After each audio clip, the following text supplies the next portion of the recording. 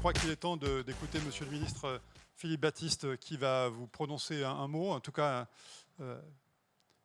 merci Monsieur le ministre pour célébrer la réussite de nos entrepreneurs.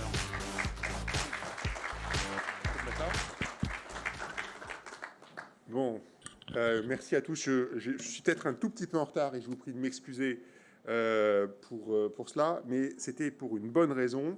J'étais dans les laboratoires de L'Oréal, de cette belle entreprise, et j'ai passé 2 heures dans le laboratoire de recherche avancée de L'Oréal, et c'était un vrai plaisir. Et je me permets de remercier chaleureusement l'entreprise, non seulement de nous accueillir là, ici, pour les prix Pépites, mais aussi pour les 2 heures que j'ai passées avant avec les ingénieurs, les techniciens, les chercheurs, et avec Anne qui dirigeait tout cela de manière incroyable, et qui mettait en avant aussi toute la richesse de la coopération qu'on peut avoir entre les entreprises et les universités, les entreprises et nos laboratoires de recherche, nos organismes.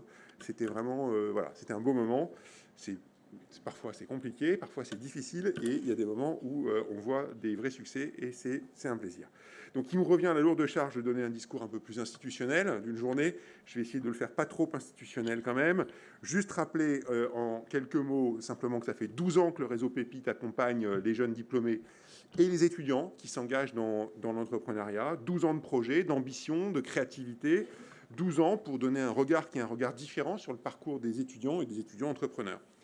Merci donc d'être là, et c'est une grande joie, une grande fierté quand je constate l'énergie qui est derrière chez les lauréats. Alors, je n'ai pas assisté aux différents exposés, aux différents pitchs, mais j'ai eu l'occasion de recevoir assez souvent des étudiants entrepreneurs, ou en tout cas d'en croiser, et je connais l'énergie qu'il faut.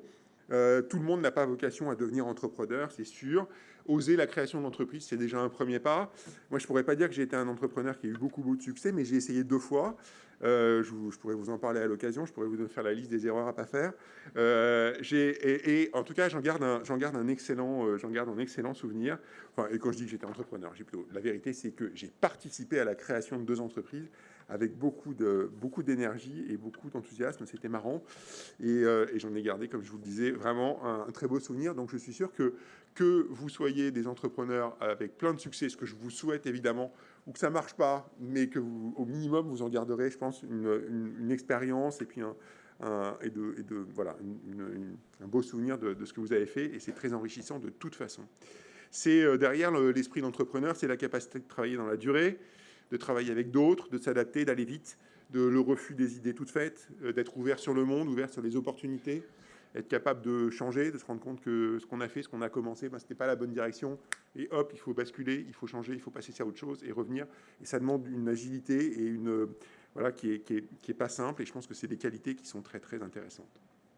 Et puis, je pense aussi que, évidemment, Pépite, c'est un très beau programme. C'est pas qu'un simple dispositif de plus, hein.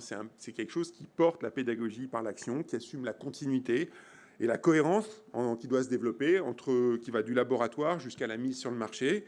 Et l'entrepreneur, comme le chercheur, il doit être prêt à affronter toutes des heures et des jours, des mois d'essais, d'erreurs, de doutes, je recommence, je réessaye, je fais différemment. Et ça, c'est aussi un point commun entre la recherche et l'entrepreneuriat. Voilà, donc bravo pour cette belle réussite, qui a d'ailleurs reçu le prix européen de la promotion et de l'esprit d'entreprendre l'année dernière, et je voulais le souligner. Alors sachez-le, Pépite, ça s'inscrit clairement au cœur de l'ambition du ministère. Les défis auxquels nous sommes confrontés sont énormes. Et je ne vous apprends rien, il y a une compétition aujourd'hui qui est une compétition mondiale pour l'innovation, pour la technologie, pour la R&D. Nos concurrents, ils investissent massivement dans la recherche, dans la technologie, dans l'innovation.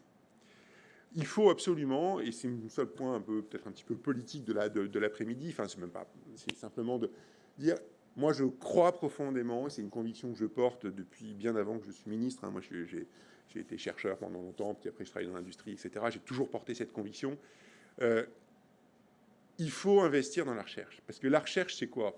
Évidemment, c'est le développement de nouvelles connaissances, et étendre le champ des connaissances, c'est important pour l'humanité, en tant que telle, évidemment.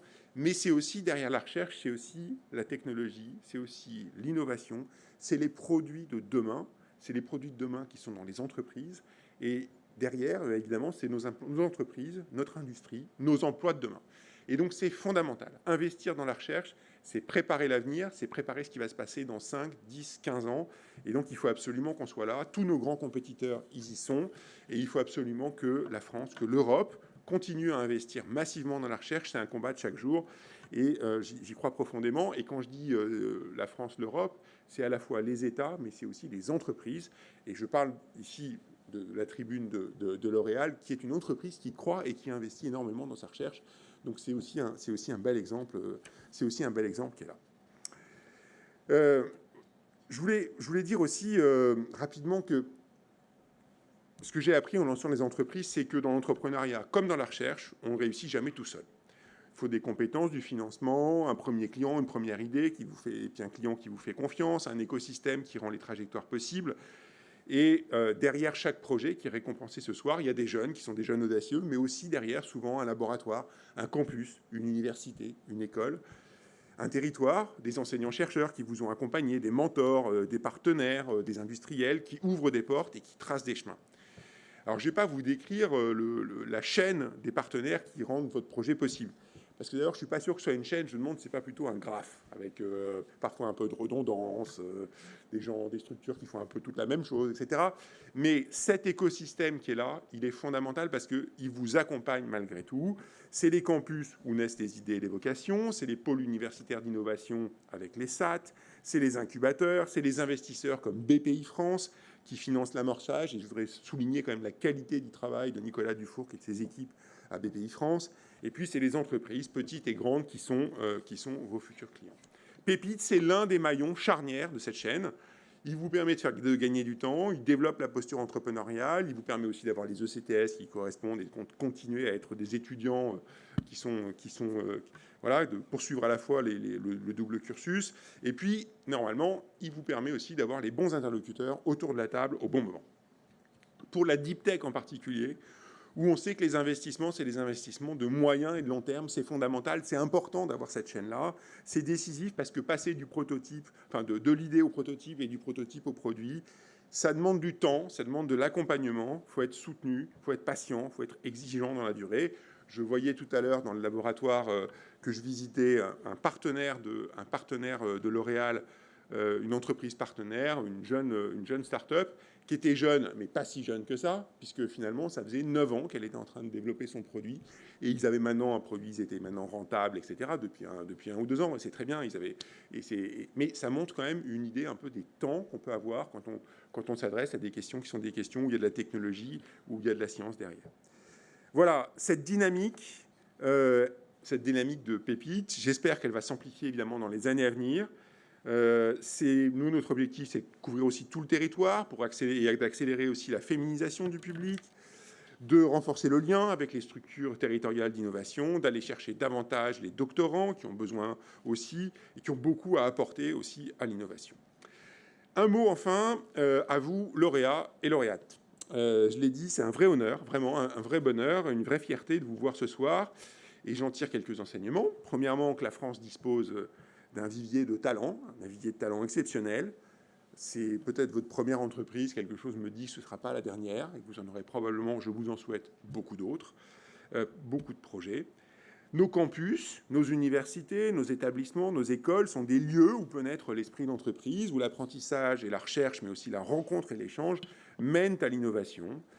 Nos laboratoires produisent des connaissances qui irriguent l'économie et la société. Ne projetons pas des images de la recherche ou des universités qui seraient en dehors du monde, pas du tout. Elles sont aujourd'hui complètement intégrées dans le monde économique aujourd'hui, et les liens entre la recherche, qu'elle soit la plus amont, la plus fondamentale, jusqu'à la plus appliquée, et les entreprises, c'est un pilier de nos sociétés aujourd'hui. C'est là qu'il faut investir, c'est là qu'on aura de la croissance, c'est là qu'on aura de l'emploi demain. Il faut absolument qu'on focalise nos ressources sur ces questions-là.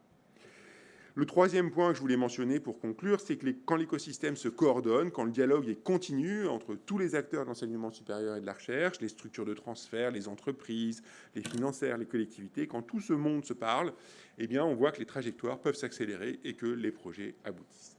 Donc bravo aux lauréats pour vos engagements, pour votre créativité, et aussi bien que ce soit pour inventer de nouveaux matériaux, pour repenser l'éducation, pour bâtir une société qui prenne soin de chacun.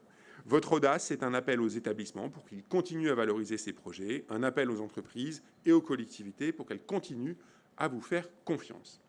Merci aux équipes de Pépites sur tout le territoire, aux mentors, aux jurys, aux partenaires publics et privés, et aux établissements qui jouent le jeu. Merci aussi aux familles et aux proches qui vous ont supporté pendant que vous étiez en train de faire vos projets. Voilà. Et merci à tous, tout simplement. Merci d'être là, chers lauréats. Bravo encore. Tout cela n'est qu'un début. Et je vous souhaite évidemment le meilleur pour les prochaines semaines, les prochains mois et les prochaines années d'activité et d'entrepreneuriat. Bravo. Merci.